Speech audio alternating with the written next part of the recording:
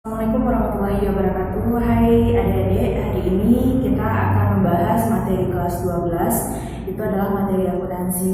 Materinya tentang akuntansi sebagai sistem informasi, di mana subbab yang akan kita bahas bisa saja kita langsung lihat ke mind map-nya. Yang pertama adalah kita paham dulu pengertian dari akuntansi, lalu sejarah akuntansi itu seperti apa, lalu profesi akuntansi, kualitas informasi akuntansi, lalu pemakai informasi akuntansi, dan bidang akuntansi. Nah, di sini kita bicara full materi, tapi kakak akan menampilkan yang poin-poin besarnya saja dan yang sering dikeluarkan dalam ujian-ujian saja. Oke, yang pertama kita masuk dulu untuk pengertian. Nah, kalau untuk pengertian ini ada dua lembaga yang paling fenomenal menggunakan pengertian akuntansi ini. Yang pertama itu kita sebut dengan American Accounting Association. Nah, ini adalah lembaga akuntansi.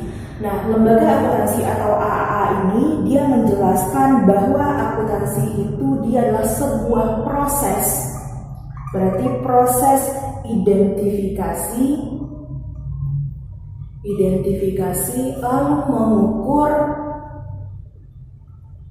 dan melaporkan informasi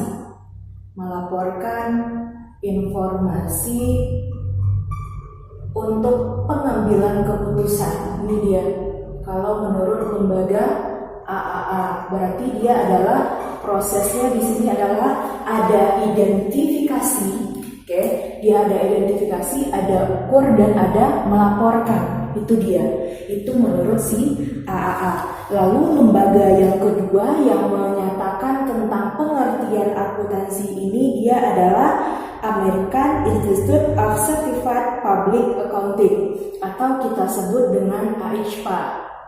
Oke, nah kalau menurut si AICPA ini, apa yang dikatakannya tentang akuntansi? Akuntansi itu dia mengatakan adalah sebuah seni, oke, seni pencatatan,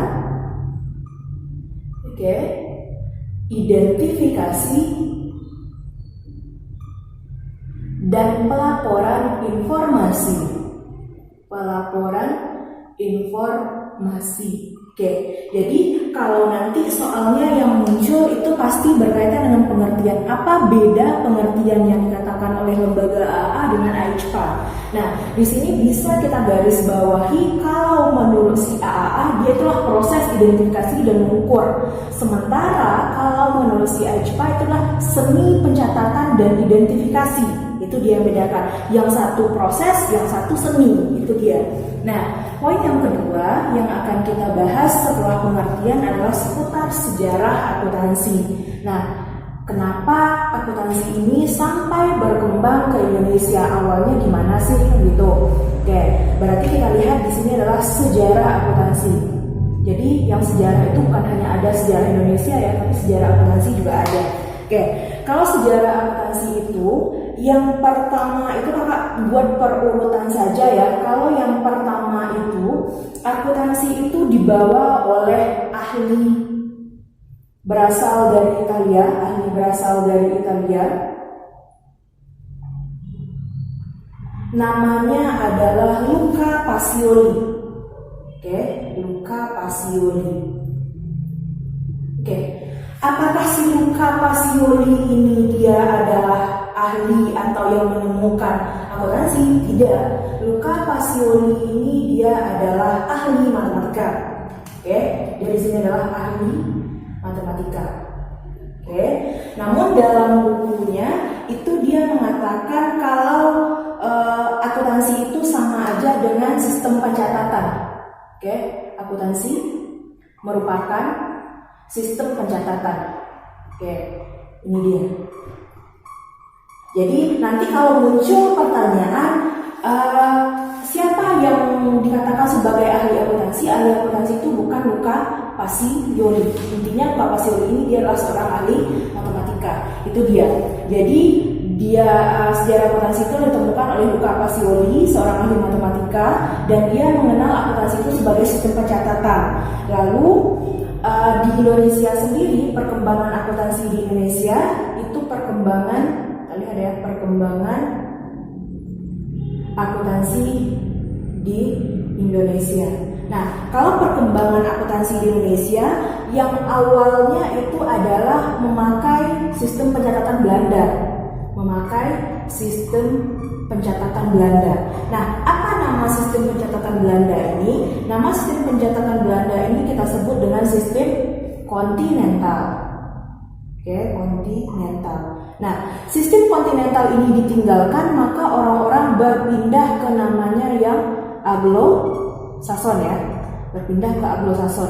Nah, Anglo-Saxon inilah yang dipakai sampai sekarang. Itu dia. Ini dia. Jadi intinya sejarah akuntansi itu dibawa oleh ahli Italia, seorang ahli matematika. Dia mengenalkan adalah yang namanya sistem pencatatan. Lalu perkembangannya di Indonesia, kita mengenal yang namanya sistem kontinental, lalu berubah ke Anglo-Saxon. Nah, Anglo-Saxon ini yang kita pakai sampai sekarang. Itu dia untuk sejarah akuntansi, sejarah singkat dari akuntansi. Lalu kita masuk kepada kualitas informasi akuntansi. Nah, di sini adalah bicara kualitas ya. Kualitas informasi.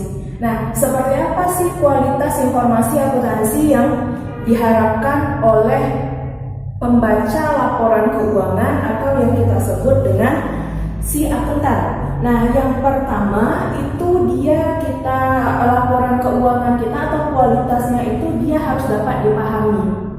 Berarti siapapun yang membaca itu bisa mereka paham tentang apa yang dibuat oleh si akuntansi keuangannya. Berarti dia dapat dipahami. Contoh nih, kalau kita mau melihatkan laporan keuangan kita kepada bank mengerti, oh dia labanya segini loh, dia mengalami kerugian loh. Jadi siapapun yang membaca, yang membutuhkan lah intinya, mereka paham dengan apa yang dibuat oleh si pembuat laporan keuangannya. Itu dia yang pertama. Yang kedua adalah dia dapat dibandingkan. Maksudnya dapat dibandingkan di sini adalah kalau yang namanya laporan keuangan itu kan dibuat orang setiap tahunnya. Jadi ini dapat dibandingkan. Tahun 2019 itu bagaimana keadaan laporan keuangan dan tahun 2020 gimana gitu. Dia dapat dibandingkan. Yang ketiga itu dia adalah nilai prediksi. Nah, contoh nih, pada tahun 2019 itu perusahaan mengalami untung misalnya 1 juta. Nah, untuk tahun depan otomatis bisa diprediksi bahwa bisa mendapatkan untung lebih dari 1 juta. Itu dia yang namanya nilai prediksi. Yang keempat itu namanya adalah dapat diandalkan. Dapat diandalkan. Artinya di sini dapat diandalkan adalah akuntansi ini hampir sama dengan dapat dipahami. Kalau ini dapat diandalkan adalah ketika perusahaan membutuhkan dana untuk kegiatan usahanya, jika dia bawa ke bank itu laporan keuangan itu bisa dipahami dan bisa diandalkan sebagai intinya itu jaminan untuk kita minjam uang di bank gitu. Itu dia yang keempat. Lalu yang kelima itu adalah dapat dipercaya. Jadi orang nggak bisa membuat yang namanya laporan ini asal-asalan. Nah, misal nih, kalau kita mau membuat asal-asalan itu walaupun orang itu nggak paham dengan akuntansi, dia bisa membandingkan antara aset, kewajiban dan modalnya relevan nggak dia. Itu dia untuk kualitas informasi akuntansi. Jadi ada 5 kualitas informasi akuntansi. Ini sebenarnya nanti yang akan ditanyakan adalah berupa soal narasi. Narasinya itu seperti apa? Ya seperti yang Kak sebutkan tadi. Misalnya yang dapat dipahami itu seperti apa, yang nilai prediksi itu seperti apa. Oke, itu dia untuk kualitas informasi. Oke, lanjut kita ke poin yang keempat. Poin keempat yang kita bahas di sini adalah pemakai. Kira-kira siapa saja yang pemakai informasi akuntansi? Nah, pemakai ini kita bedakan menjadi 2. Oke, untuk pemakai ini kita bedakan menjadi 2. Ada dia yang kita sebut dengan pemakai eksternal, oke, eksternal, dan ada yang kita sebut dengan pemakai internal. Oke. Nah, pemakai eksternal dan internal di sini adalah orang-orang yang berbeda, nggak mungkin orangnya sama. Kalau sama berarti dia tidak dipisahkan. Yang pertama, untuk pemakai eksternal ini adalah orang-orang di luar perusahaan kita. Kalau orang-orang di luar perusahaan kita siapa contohnya? Pemerintah. Oke. Buat apa bagi pemerintah laporan informasi keuangan kita? Untuk menagih pajak. Oke, berapa keuntungan perusahaan itu, berapa pajak yang akan dibayarkannya. Lalu yang kedua adalah namanya investor. Investor siapa? Investor itu adalah dia yang menanamkan modal. Lalu yang kreditur. Oke, ada investor, ada kreditur. Investor adalah orang yang akan menanamkan modal dalam usaha kita. Kalau kreditur adalah orang yang akan memberikan pinjaman. Itu dia. Lalu yang keempat adalah masyarakat. Nah, kok masyarakat butuh yang namanya laporan keuangan? Iya, masyarakat ini melihat bagaimana sepak terjang dari sebuah perusahaan itu, bagaimana dia mampu menyerap tenaga kerja. Kalau dia banyak menerima tenaga kerja, artinya adalah perusahaan itu kredibel, gitu dia ya. Lalu yang kelima adalah si karyawan. Nah, karyawan ini yang selalu jadi masalah kalian di ujian. Kalian selalu menjawab yang namanya karyawan ini adalah termasuk kepada pemakai internal. Dia hanya sebagai pekerja di sana. Kalau kita hanya sebagai pekerja, itu kita termasuk yang eksternal. Nah, kapan kita dikatakan sebagai karyawannya itu yang termasuk pemakai internal? Itu ketika kita menjadi misalnya manajemen perusahaan. Oke, kalau manajemen perusahaan kan kita termasuk internal karena kita akan memutuskan nanti bagaimana kelanjutan dari usaha kita. Lalu yang internal siapa lagi di sini? Di sini adalah ada namanya CEO, pelaksana dari kegiatan perusahaan. Itu dia, hanya ini saja yang termasuk kepada internal. Intinya adalah orang-orang penting dalam satu perusahaan. Jadi ingat ya, kalau karyawan ini dia eksternal, bukan internal. Oke, sekarang kita masuk ke poin yang kelima, adalah tentang bidang akuntansi. Nah, bidang akuntansi ini juga materi yang sering keluar di ujian karena dia banyak bidangnya. Oke, yang pertama bidang akuntansi itu kita sebut dengan bidang akuntansi keuangan. Nah, ini lebih bicara apa tugas mereka. Oke, kalau akuntansi keuangan itu tugasnya adalah mencatat transaksi yang terjadi, mencatat transaksi. Nah, transaksi ini apa? Transaksi ini adalah kejadian-kejadian yang terjadi dalam perusahaan. Contoh, membeli peralatan, membeli perlengkapan, bayar gaji. Itu dalam akuntansi kita sebut dengan transaksi. Oke. Lalu yang kedua ada yang kita sebut dengan akuntansi pemeriksaan. Oke. Kalau akuntansi pemeriksaan ini dia terkait dengan prosedur, metode dalam pencatatan akuntansi. Contoh di sini metode yang kita gunakan itu adalah metodenya LIFO atau FIFO. Itu dia. Kalau prosesnya nanti kita berdasarkan accrual basis atau cash basis. Ini ditentukan oleh akuntansi pemeriksaan.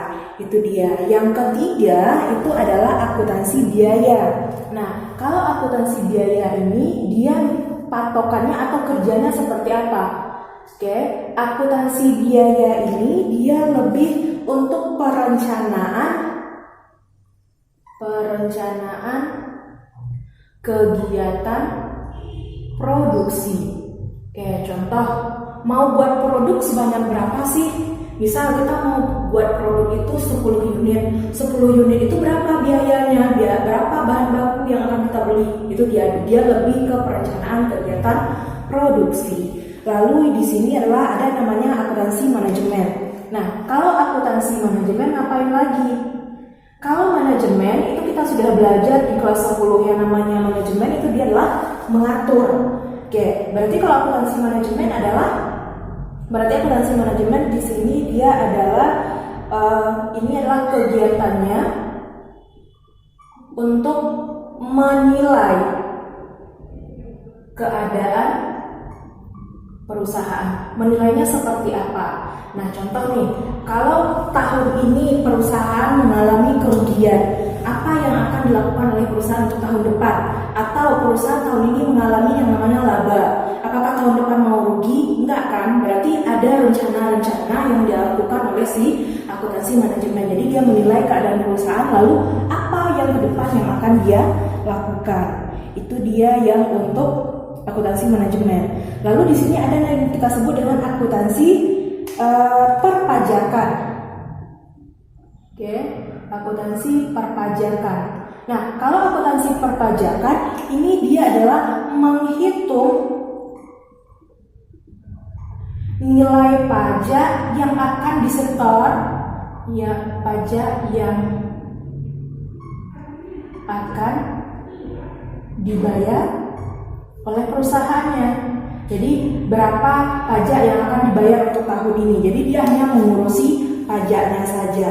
Lalu yang ke-6 itu adalah namanya akuntansi pemerintah. Nah, akuntansi pemerintah ini ngapain? Akuntansi pemerintah ini adalah untuk mengambil pajak dari perusahaan. Contohnya di sini yang berlaku sebagai akuntansi pemerintah itu adalah misalnya kontrak pajak. Dia itu kan adalah menilai perusahaan-perusahaan yang ada dan dia nanti akan mengambil nilai berapa sih perusahaan ini harus membayar pajak sesuai dengan aset yang dimiliki, sesuai dengan perputaran uang yang terjadi dalam usahanya. Itu dia yang untuk bidang-bidang akuntansi. Jadi ada 6 ya. Yang paling sering keluar itu adalah tentang akuntansi keuangan. Ini dialah proses penyatatan akuntansi. Oke, itu dia untuk bidang-bidang. Oke, masuk kita ke poin yang terakhir atau poin yang F, itu adalah terkait tentang profesi akuntansi. Nah, profesi ya. Oke, profesi akuntansi ini dia terdiri dari siapa saja. Nah, profesi akuntansi ini dia terdiri dari yang pertama itu kita sebut dengan akuntansi pemerintah. Oke, kalau profesi berarti ilmunya akuntansi, orangnya disebut dengan akuntan. Oke, yang pertama profesinya itu kita sebut dengan akuntan pemerintah. Oke, akuntan pemerintah. Oke, mungkin ada pernah dengar yang namanya BPK. Oke, Badan Pemeriksaan Keuangan, itu dia termasuk kepada akuntan pemerintah. Berarti dia bekerja untuk pemerintah. Oke, bekerja untuk pemerintah. Artinya dia di sini adalah memeriksa laporan keuangan yang terjadi misalnya di instansi pemerintah, misalnya di sekolah, di misalnya apalagi kantor-kantor, pokoknya dinas sosial, dinas perhubungan, itu nanti akan diperiksa laporannya oleh yang namanya BPK tadi. Lembaganya kita sebut BPK, nama akuntannya adalah akuntan pemerintah. Itu dia. Lalu yang kedua ada yang kita sebut dengan akuntan publik. Oke, akuntan publik. Adik-adik kalau jalan-jalan itu pasti pernah lihat yang namanya kantor akuntan publik. Berarti dia inilah bekerja untuk swasta. Maksudnya di sini adalah bukan untuk BUMS dia di sini, tapi dia lebih untuk kegiatan yang usaha. Contoh, misal kalau kita lihat adik-adik tahu BPR tahu ya, itu adalah bank perkreditan rakyat. Nah, BPR itu nanti akan diperiksa yang namanya oleh akuntan publik, bukan akuntan pemerintah. Kalau bank, nanti banknya yang bank pemerintah apa? Contohnya Bank BRI, itu akan diperiksa oleh yang namanya BPK.